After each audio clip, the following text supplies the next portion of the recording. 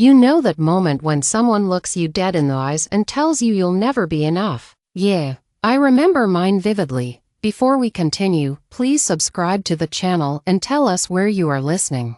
Your support means everything. It was a Tuesday night, about 3 years ago, in the middle of our kitchen, white marble counters, a half-drunk bottle of Cabernet, and me standing there in my pajamas while my husband, Daniel, sat at the head of the table, scrolling through his phone like he was too important for gravity to touch. I had just gotten off a long shift at the marketing firm where I worked as a junior associate, emphasis on junior. I was exhausted, but proud. I'd landed a small local client all on my own that week. I wanted to share that with him. I thought maybe he'd say he was proud of me. Instead, he laughed. "Sweetheart," he said, swirling his wine, "you're not there yet. Let's be realistic, okay? You'll never match my level." He said it so casually, like he was stating a fact, like gravity or taxes. Like the sun rises in the east, and you'll never catch up to me. I remember my mouth going dry. I tried to smile, like I'd misunderstood. "What do you mean?" I asked, even though I knew exactly what he meant. He looked up, finally, those calm, expensive eyes of his meeting mine. "It's not an insult, babe. It's just, you don't come from where I come from.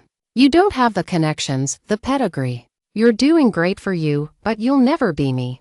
When I first met Daniel, I honestly thought he was out of my league. He came from old money, the kind that doesn't brag about itself, it just exists. His family owned 3 vacation homes, 2 horses, and a foundation for the arts that mostly funded their social circle's hobbies. Me, I was the scholarship kid from a middle-class suburb who still cut coupons. We met at a charity gala my boss dragged me to. He was charming, effortlessly confident, and completely unaware of how privileged he sounded. I was captivated, partly by him, partly by the world he lived in. Within a year, we were married. In the beginning, it was thrilling. Dinners at rooftop restaurants, surprise trips to Napa, shopping sprees that made my head spin. But beneath it all, there was this quiet imbalance. I noticed it in small ways. He'd correct my pronunciation at parties. He'd tease me about not knowing wine regions. He'd introduce me as my wife. "She works in marketing, bless her, bless her." Like I was a well-meaning pet. I told myself I didn't mind. That love was more important than status. But the truth is, I started shrinking. I laughed when he made jokes at my expense, stayed quiet when his friends talked over me, and wore what he liked because he said it fit the image. And then came that Tuesday night. That stupid bottle of Cabernet. That sentence that changed everything. The middle, the breaking point after that night, something shifted in me. At first, I tried harder, to dress better, network smarter, impress him, be enough. I worked overtime, signed up for online courses, attended every company event. I wanted him to see that I wasn't just his pretty little wife. But the harder I tried, the more he seemed to resent it. One evening, I came home from a late client dinner, exhausted but glowing. My boss had hinted that a promotion might be on the table soon. I told Daniel, expecting a congratulations. Instead, he frowned. "So, you're going to start making more money?" he asked. I laughed. "Hopefully. Isn't that good?" He set down his scotch. "As long as it doesn't interfere with us. You know I need you available for the board dinners, the charity events. Those things matter, too." He wasn't asking. He was warning. That's when I realized he didn't want a partner. He wanted an accessory. A woman who smiled on command, dressed the part, and didn't threaten his ego. So, I stopped trying to impress him and started working on me. I began waking up an hour earlier to study.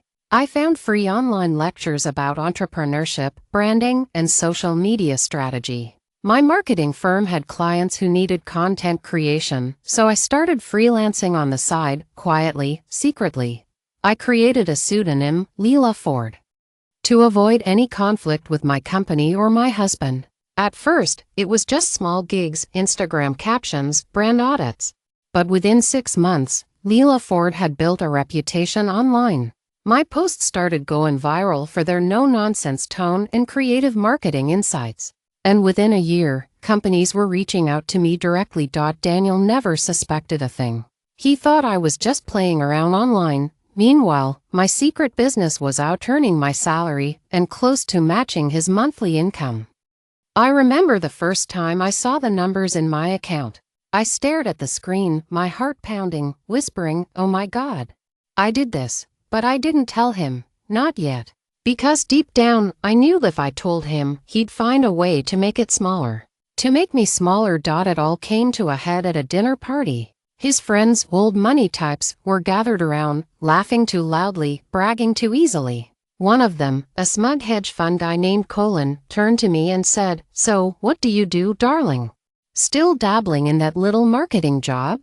Daniel chuckled before I could answer. "She's just keeping busy," he said. "Keeps her entertained while I handle the big stuff." The table laughed, and something inside me broke. I excused myself, went to the bathroom, and just stared at my reflection. My eyes were watering, but I wasn't crying. I was angry. Angry at him, angry at me, angry that I'd let myself disappear in his shadow. When I came back to the table, I smiled sweetly and said, "Actually, I just signed 3 new clients this week. My little side project's doing quite well." He looked confused and a bit annoyed. "Oh, that's nice," he said, trying to brush it off. But his friend, Colin, leaned in. "Really, what kind of clients?" I named 2 recognizable lifestyle brands, ones that his company had tried to pitch before and failed. The room went silent. Daniel's jaw tightened. He didn't say a word for the rest of the night.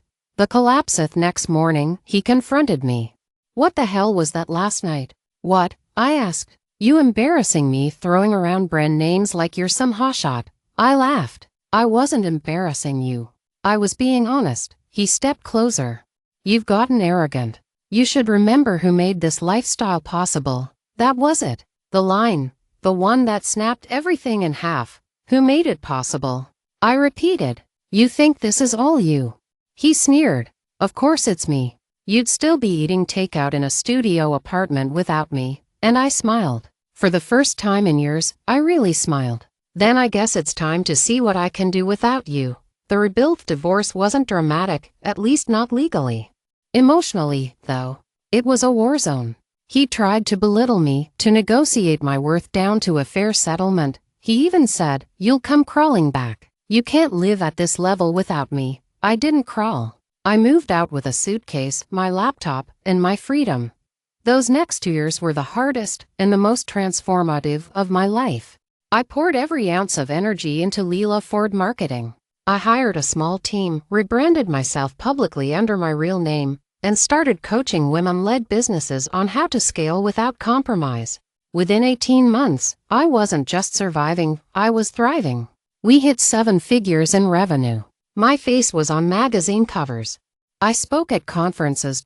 And one day, I bought my own house, not a mansion, but modern, light-filled, and mine. Every inch of it felt like a quiet victory. The full circle moment. About a year later, I was at an exclusive business event, the kind Daniel used to drag me to as his +1. Only this time, I was on the panel. I was speaking about women in leadership when I saw him. He looked the same, polished, expensive, slightly bored. Our eyes met across the room. For a second, I thought he might ignore me. But after the event, he approached. "Hey," he said softly. "You look incredible."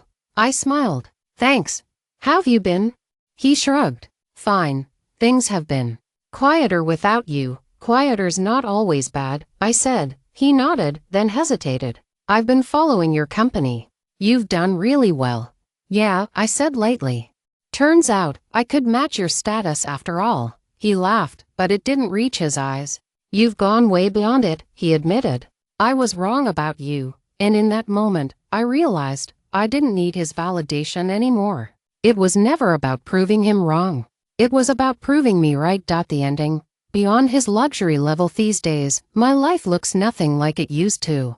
I wake up in my own house, make coffee in silence, and choose where I want to go, who I want to be around, what I want to build next. There are still days when I think about that version of me who stood in our kitchen, small, uncertain, desperate for approval. I wish I could tell her, "You're going to be okay. You're going to build something no one can take credit for but you.